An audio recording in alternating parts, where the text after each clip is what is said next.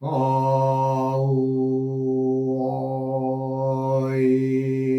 홈 우야흠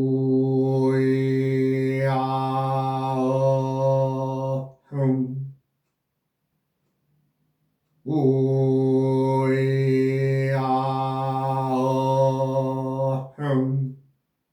흠. 이번 시간에는 이제는 어떤 그 기초적인 것을 다 이제 말씀을 드렸기 때문에 육식갑자의 그 활용법으로 이제 설명을 들어가겠습니다.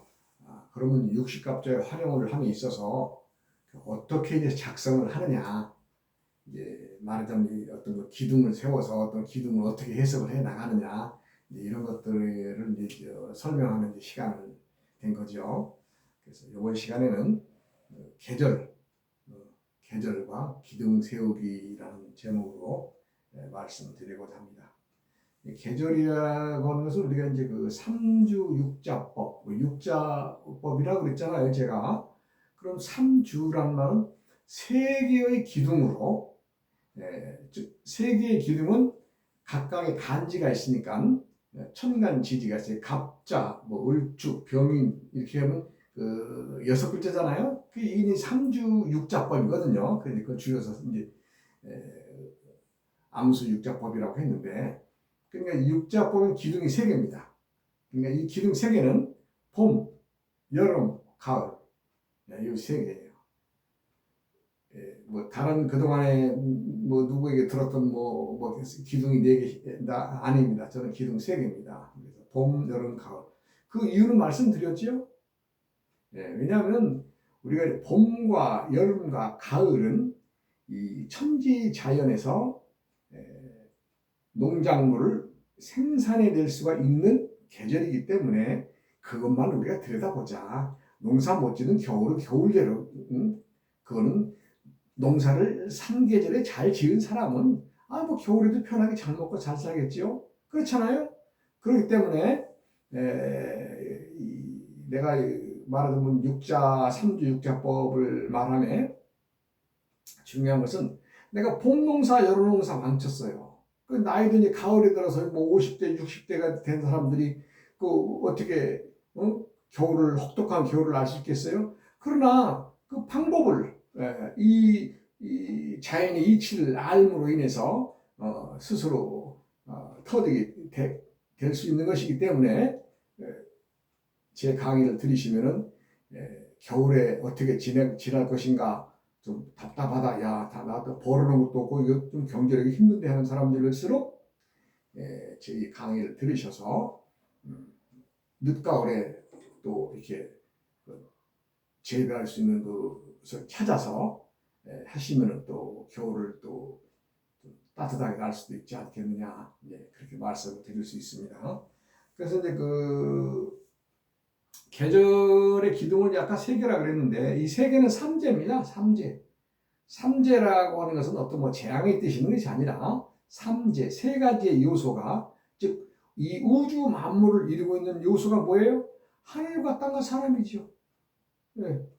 하늘과 땅과 사람. 그래서 하늘을 천재, 하늘을 이루는 요소다. 그 다음에 땅은 지재, 사람은 인재. 그래서 이 삼재를 중심으로 보면 봄, 여름, 가을. 그럼 이제 뭐 자동적으로 뭐 순서대로만 보면은 봄은 천재, 천재, 하늘이 있어서 하늘에서 도와주는 시기. 그 다음에 지재, 지재는 뭐예요? 내가 배운 그 방법, 그 젊은 날에 배웠던 그 방법으로 또 열심히 또 이제 참 나이 먹어서 20대 넘어 40대 초반까지 열심히 살아가잖아요. 그것은 지재가 일하는 시간이다. 지재.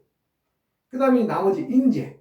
내 스스로 세상의 하늘과 땅의 모든 자연의 섭리를 배운 후에 내가 사람으로서 온당하게 살아가는 것을 이제 배웠을 거란 말이에요. 나이 한 40이 넘도록 우리가 그 모든 걸 보면서 살아왔기 때문에 자기가 배운 것으로서 이 가을의 농사를 짓는 겁니다. 그냥 우연하게 모든 것이 엮여져 나가는 것이 아니라 내가 천재의 시간에는 내 부모로부터 가르침을 받고 그 지지의 시간인 여름에는 즉 여름이죠. 여름에는 자기가 그나마 이전에 어렸을 때나 부모 밑에서나 아니면 나와서 학교에서나 교육받은 이것을 배운 것을 이제 실습을 하면서 열심히 이제 참 자신의 농사를 짓는 거 아니겠어요? 그 다음에는 나이 40이 넘어가고 나도 가정을 이루고 살아가는 마당에서 내가 스스로 이제는 세상 사람들이 가르쳐주는 위치가 되고 왜? 나이를 먹었으니까.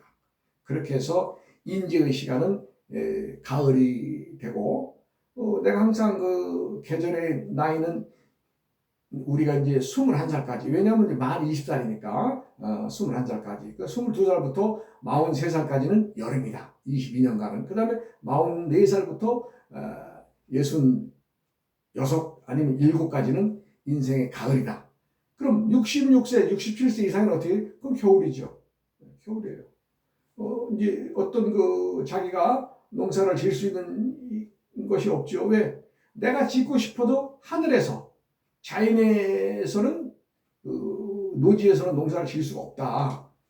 그래서 이제 그것을 알고 미리 내가 할 수 있을 때 열심히 하십시오. 열심히 벌어오십시오. 뭐 벌어나가지 뭐 금전적인 것이 또 되겠지만 여러 가지가 다 포함이 되겠죠. 그래서 이제 우리가 이제 제가 또 강조하는 것은 천부경에 나오는 말인데 이 말이 아주 금과 옥조와도 같은 말이라서 내가 가끔 잘 인용을 합니다. 그래서 이제 우리 암수 육자법에서도 운삼사성이란 말이 있어요. 그 말은 무슨 말이냐? 운삼, 세 개가 움직이니까 네 개가 만들어졌다. 즉 삼재가 셋이 세 계절의 일을 하니까 하나가 더 생겨서 네 개가 됐다는 얘기예요. 좀 처음 들으신 분들도 좀 이해가 가실는지 모르지만 분명히 봄, 여름, 가을에 내가 농사를 지어서 움직이니까 하나가 생해서 네 개가 됐다? 그건 뭐예요? 내가 겨울을 살아갈 준비를 할 수 있다는 거예요. 이 말. 그러니까 어때요? 내가 움직여야 되겠죠? 네, 움직여야 됩니다. 그런데 또 기술적으로 또 앞으로 나아가면서 무엇이 이 얘기가 많이 나올 겁니다만은 계절의 농사는 잘 지어야 된다. 잘 지어야 된다. 모든 것은 때가 중요하다. 때라는 것을 내가 항상 자주 말하지만 때라는 것은 다른 것 없어요. 내가 어떤 일을 함에 있어서 그 일이 나와 주위에 엮여져 있는 모든 사람들이 뭔가를 할 때에 쉽게 할 수 있는 일. 세상은 나 혼자 살아가는 거 아니에요. 절대 세상은 고립독존할 수가 없습니다. 혼자는 절대 살아갈 수 없어요. 나와 상대와 그와 또 더불어 살아가는 거예요. 그런데 어떤 일을 할 수 있을 때 누가 뭐 일을 해서 이렇게 어떤 일을 가져왔다 뭐 이런 할 때 내가 그 일을 쉽게 할 수 있을 때 그게 가장 좋은 때예요. 만약에 그 때를 놓치잖아요. 주위에 인연들이 흩어져서 사람들이 흩어져서 그 똑같은 일을 하려고 그럴 때 어렵습니다. 그리고 성사되기가 힘들고 그래서 때란 무엇이냐? 내가 쉽게 그 일을 할 수 있을 때가 때입니다. 그냥 남을 해하거나 남에게 어떤 욕된 일을 하라는 것이 아니라 뭔가 세상을 위해서 홍익인간하고 모두가 다 함께 이룰 수 있는 일을 도모하며 내가 그 일을 쉽게 할 수 있을 때 그게 때예요. 근데 이제 여기에도 좀 예외 조건이 있어요. 즉 이제 봄, 여름, 가을에 농사를 지면 우리는 66세 정도 이렇게 보면 그 이후에도 또 농사를 짓는데 불편함이 없는 사람들이 또 있습니다. 그런 사람들은 또 어떤 예가 있는가 한번 보겠습니다. 땅을 다스리는 사람, 땅, 즉 농업에 종사하거나 농사와 관여되는 일에 일을 하시는 분들은 나이 먹어서도 할 수 있죠. 뭐 60, 70대도 할 수 있고. 예. 그러면 두 번째, 남들이 하지 않는 직업, 즉 전문 직종. 예. 그런 일을 하시는 분들은 또 나이 먹어서도 할 수 있죠. 그렇잖아요. 내가 무슨 기술을 익힌 것이 있다면 그 익힌 그 기술로 나이 먹어서도 남의 제재를 받지 않고 힘 있는 데까지 일할 수가 있죠. 그래서 이제 그 전문 직종 뭐 우리가 흔히 보는 뭐 좀 의식점 같은 것도 전문 직종입니다. 뭐 아무나 못 하거든요. 빵을 만든다든가 뭐 이런 것도 그 사람들들에게 뭔가 기술이 있어야 되잖아요. 뭐 참 대장간에서 호미를 하나 만든다 그러는데 그 참 그 대장간 일도 그 전문 직종이거든요. 그래서 그 마찬가지로 뭔가가 사람들의 소모품을 만들고 그 소모품을 만드는 기술이 있는 사람들은 나이 먹어서 할 수 있다는 거죠. 그 다음에 이제 세 번째는 종교에 기여했거나 또 종교단체에 봉사하는 일. 그런 분들도 역시 또 계절에 상관이 없겠죠. 예를 들어서 뭐 목사님들이나 신부님들 또 스님들 이런 분들은 어떻게 이제 어찌 보면 신에 기여한 거 아니에요? 나는 신을 위해서 열심히 중생들 위해서 부지하기 위해서 일하는데 그분들한테 무슨 나이가 필요 있어요? 뭐 당신 50대쯤이나 뭐 그만둬라 뭐 이런 얘기 안 할 거 아니에요? 나이 먹어서도 나이 먹으면 먹은 대로 어때요? 관록이 쌓이고 또 연주가 있으니까 더 사람들을 교화할 수 있고 그러니까 신에 기여한 거나 또 그에 봉사하는 일할 때 그때도 역시 계절과는 크게 상관이 없이 일할 수 있다.